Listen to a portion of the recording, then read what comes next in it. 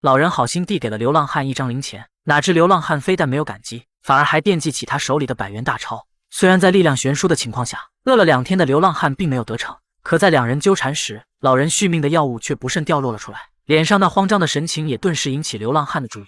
Need Please don't do anything. Just, I need that's my medication. Now.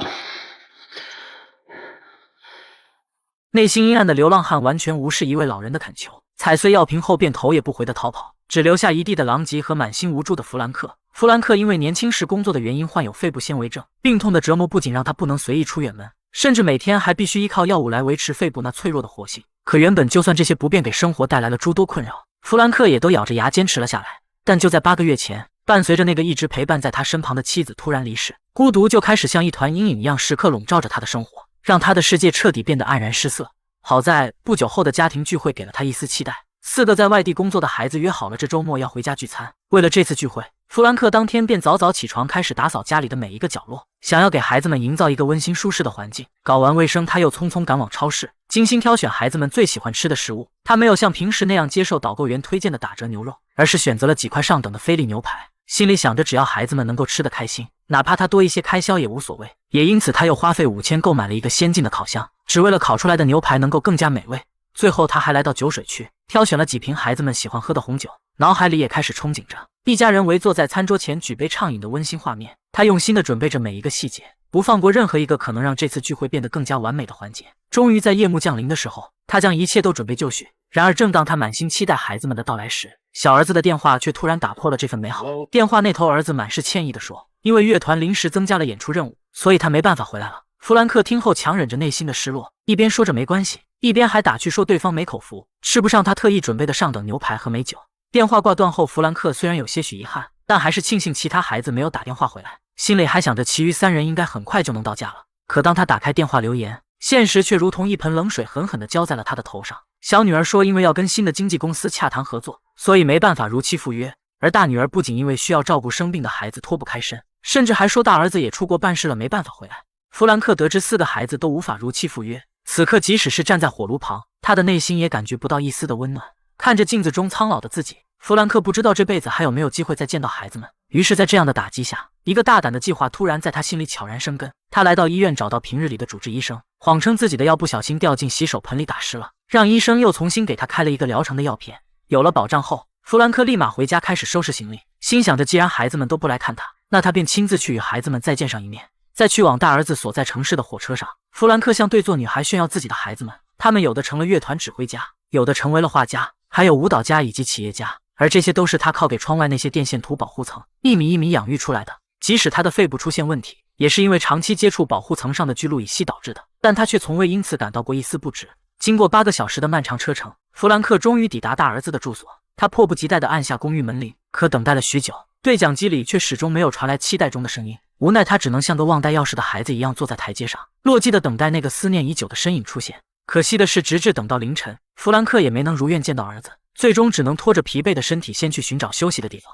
途中他看到一个画廊，其中有一幅正好是大儿子戴维的画，这不由让他想起对对方儿时的教导。 What are you gonna do when you grow up, huh?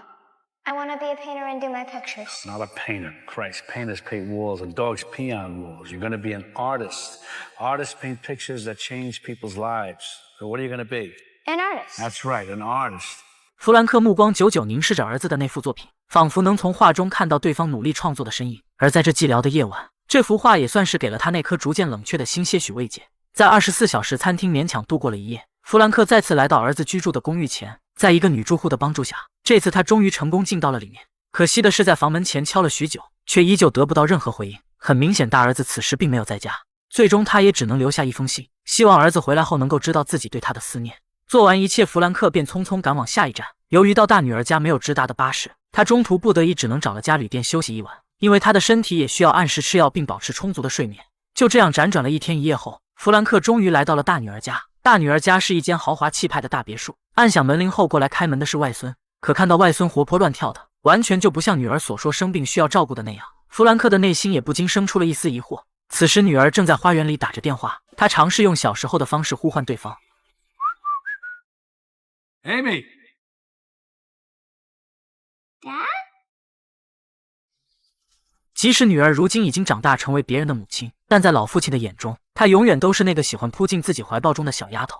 只不过面对父亲的突然造访，艾米的神情却显得有些慌张，没叙旧几句便安排儿子带她到外面去打高尔夫，自己则又在屋内拨通起丈夫的电话，仿佛想要借此时机避开些什么。爷孙俩来到高尔夫球场，本应是轻松愉快的时光，可弗兰克却从外孙不经意的话语中得知，外孙的成绩并不像女儿此前所描述的那般优秀，这也让他突然意识到，女儿似乎向他隐瞒了不少事情。傍晚时分，女婿风风火火地拎着外卖赶至家中，虽然在弗兰克面前，夫妻二人刻意将恩爱演绎得淋漓尽致，然而饭桌之上，外孙与女婿的气氛却是剑拔弩张，两人言语间的交锋中，仿若弥漫着一股浓重的火药味。女儿夹在中间很是为难，只好借机岔开话题询问弗兰克有什么打算。可当听说父亲想在这里小住几日，女儿却诸多推诿，直言夫妻俩工作缠身，孩子也需要到学校上课，实在是没有时间能够好好招待他。弗兰克虽有些遗憾，却也没执意坚持，只说下一站会去探望一下其余两个子女，让大女儿先别提前告诉他们。第二天分别之际，弗兰克提议为女儿一家拍照留念，然而外孙却倔强的不肯站在女婿身侧，三人脸上勉强挤出的笑容，也看得弗兰克的内心五味杂陈。在踏上火车的前一刻，他同样交给了女儿一封信，并吐出一个藏在心底已久的问题 You happy? What do you mean? You happy? Yeah, of course I am. Good. Good. Good girl. 弗兰克虽然年轻时对这些子女们比较严厉，但却从未奢望过他们能够大富大贵，归根结底也只是希望他们以后能够过得快乐。在去往小儿子家的火车上，弗兰克偶尔也会与邻座的旅人攀谈几句，只不过这一次他却少了几分炫耀，因为从这两次的突然造访，他看得出孩子们实际上过得并没有他们口中所阐述的那般美满。小儿子罗伯特的职业是一名乐团的指挥家，在弗兰克的心中，这是一件足以让他吹嘘半辈子的事。然而当他怀着满心自豪走进音乐厅，终于看到指挥家的侧脸时，内心的喜悦却瞬间化为泡影，因为那个一直说自己是指挥家的小儿子，实际上不过是乐团的一个普通鼓手，普通到在演出中途突然离开都没人会在意的那种。父子俩久别重逢本该是温馨的时刻，然而他们中间却仿佛隔着一道无形的屏障，相隔几米距离略显生疏的交流着。弗兰克按捺不住心中的疑惑，开口询问起关于指挥家的事。小儿子支支吾吾地解释说，自己只是在业余的时候偶尔指挥一下，其实他真正的工作就是一名鼓手。弗兰克听着儿子的解释，心中满是无奈，他觉得儿子苦练多年的指挥技巧，理应去争取更高的成就，不该就这样埋没掉自己的才华。但小儿子却觉得打击乐更适合他，这份工作没什么压力，收入也不错，并且也能像其他乐手一样到世界各地去演出。弗兰克看着儿子，心中虽有不满，却也没过多指责，毕竟每个孩子都有自己的选择。他本想留下来陪儿子生活几天，然而却被儿子以下午就要出发去欧洲表演推脱了。无奈之下，弗兰克也只好准备出发前往下一站。临行前，他同样问了儿子一个相同的问题 And you're happy? Happy? Yeah. I get paid to bang a big loud drum all day. Of course I'm happy. 得到儿子肯定的回答，弗兰克原本失望的内心也算是多了一丝欣慰。出门前，他忍不住回过头看了一眼，在他眼里，对方永远是那个有些叛逆的臭小子。虽然只是短暂的重逢就要别离，不过弗兰克也在儿子的骨上留给了他一封信。那封信里写着一位父亲不知该怎么开口的千言万语，而儿子心里同样也是放不下父亲。他一路偷偷尾随着弗兰克直到车站，还把行程透露给了妹妹，让对方一定要提前到车站接待父亲，仿佛只有这样才能让他的内心稍微踏实一些。因为实际上他根本就没有所谓的演出安排，只不过是如今长大之后，实在是不知该怎么与父亲相处。当弗兰克来到中转站，已是深夜，寂静的候车室只有他孤独的身影。就在他满心以为班车即将抵达时，工作人员却带来了一则不好的消息。原来他所等待的班车早已出发，由于时差的缘故，他的手表慢了整整2个小时。幸好在工作人员的介绍下，弗兰克搭上了一辆顺路的卡车，这才让他在天亮前顺利抵达最近的火车站。可也就是在这里，弗兰克遇到一个与自己儿子年纪相仿的流浪汉。出于善意，他本想帮一帮这个年轻人，没想到却弄巧成拙，暴露出了对方的贪婪。他活了70多年，也算是第一次重新体会到了人性的阴暗。绝望的弗兰克只好把那些碎渣一点点收集起来，因为没有医生开的处方，他在其他地方根本买不到这种药。之后，弗兰克内心沉重地拨通了家里的电话，电话那头传来了妻子那熟悉的留言声 I'm not here at the moment, and Frank is probably in the garden. Leave a message, and I'll call you back. 在这孤独无助的时刻，或许只有妻子的声音才是治愈他内心伤痛最好的良药。终于踏上火车，此时的弗兰克早已是心力交瘁，只好将部分零碎的药一口吞下，随后沉沉的睡去。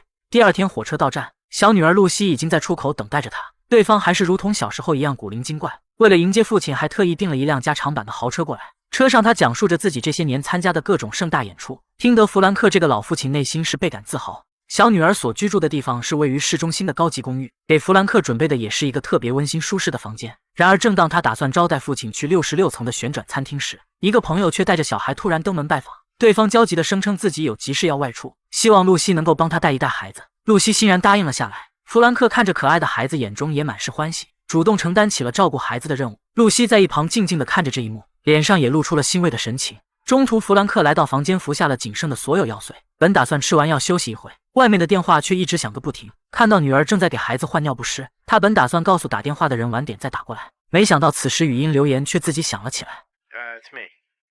Look, I need the apartment back sooner than I thought. So call me. 听完这些，弗兰克的内心顿时五味杂陈。他意识到自己的出现似乎给女儿添了不少麻烦，于是他找到女儿取消掉了高级餐厅的计划。两人一边在家照看孩子，一边简单吃了顿很久都未曾一起吃的晚饭。为了照顾女儿的脸面，弗兰克没有提起电话留言的事，而是告诉对方自己所带的药已经不够了，因此明天就得回去。露西听完还想做出挽留，但为了不给女儿继续增添麻烦，弗兰克还是做出了拒绝。第二天离开前，他同样交给了小女儿一封信，不过这一次他并没有询问对方是否过得快乐。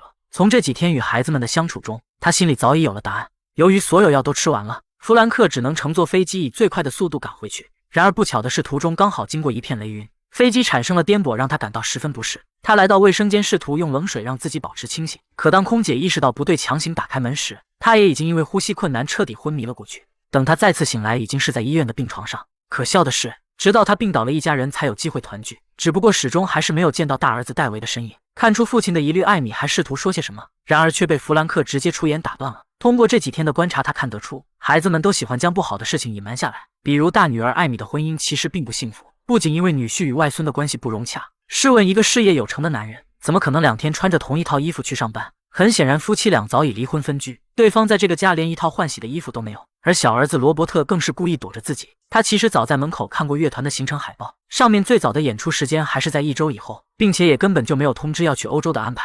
最后，小女儿露西，朋友让帮忙照看的孩子，实际上就是他自己的，只不过是为了向父亲隐瞒未婚先孕的事实。弗兰克能够理解孩子们报喜不报忧的做法，但在大儿子戴维的事情上，他不希望孩子们还继续瞒着他。看出父亲似乎已经预感到了什么，艾米也只好将真相说了出来。原来戴维这些年过得并不如意，不仅事业上有着诸多压力，就连感情生活也是备受波折。几个月前母亲的去世则令他更为伤心，最终他因服用过量的违禁品不幸去世。弗兰克得知儿子的遭遇，悲痛欲绝，他最后的期望终究还是破灭了。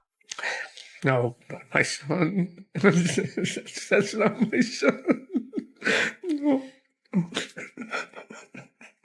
深夜外面风雨交加，弗兰克在半睡半醒间梦到了戴维来与他做了最后的告别。戴维不停地说着对不起，说自己没能成为父亲期望的样子，而弗兰克也意识到自己这些年对孩子的要求过高，孩子过得不好实际上也与他的严格有着脱不开的关系。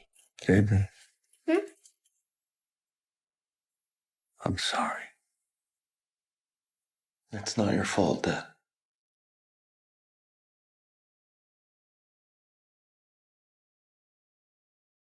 David?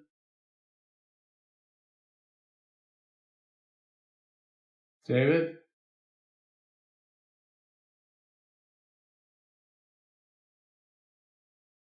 时间转眼半个月过去，弗兰克的身体也有所好转，顺利出院。而当初他留在大儿子家的信也被退了回来，但其实信里除了一张合照外，也只写着一句简单的话：戴维，圣诞节可以聚聚吗？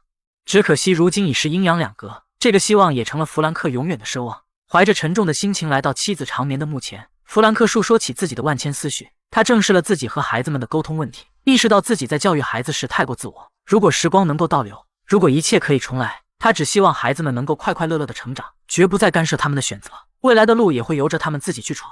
不久后，弗兰克又再次来到那家熟悉的画廊，他满心期待的想要买下儿子的一幅画，将儿子在这个世界的珍贵印记保留下来。然而老板却告诉他，戴维的画已经全部售罄了。弗兰克得知后，只能无奈的留下自己的联系方式，让对方如果再收到戴维的画，便第一时间通知他。然而正当他准备离开，老板却急匆匆的追了出来。他后知后觉才意识到弗兰克是戴维的父亲，实际上在仓库里还保存有戴维的画，他觉得比较特别，本想自己收藏起来，但既然是作者的父亲想要，他也只好忍痛割爱。看完对方拿出的画，弗兰克顿时眼眶湿润，因为那幅画中呈现的正是他一辈子都在从事的工作，那一根接一根连绵不断的电线，就像是父亲那细腻入微的关怀，无时无刻都在关注着孩子们的成长。这厚重如山的父爱为他们指引了方向，为他们照亮了未来的道路。